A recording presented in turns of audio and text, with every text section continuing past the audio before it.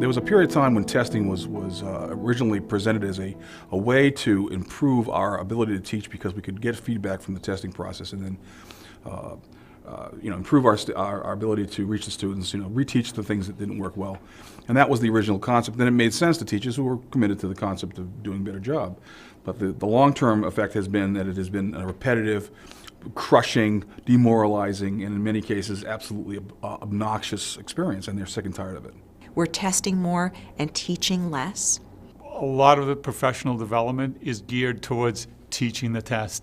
They are taught to take a test instead of being taught what skills that they need. Our attention is more and more on the instrument and not on the child. But it's the stressful environment that we've created, and we're robbing them of their childhood. We're robbing them of their passion for learning. My daughter's 9 years old, and she pretty much thinks it's absurd.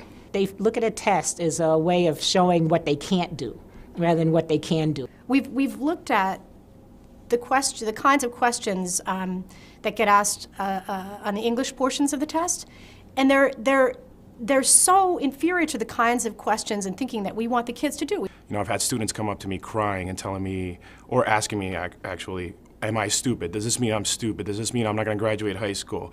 What does it mean if I got this score? And to me as a teacher, as someone who signed on to be an educator and to counsel these kids, it's heartbreaking.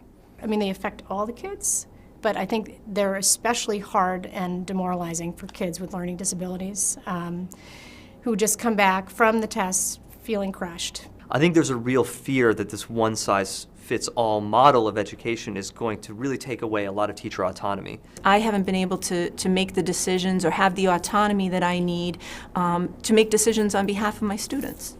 Teachers also really describe a sense of deep outrage about the disrespect of being put in a situation where it's their job to constantly prove that they're doing a good job. The more standardization you have, the less ability you have to work with students to grow.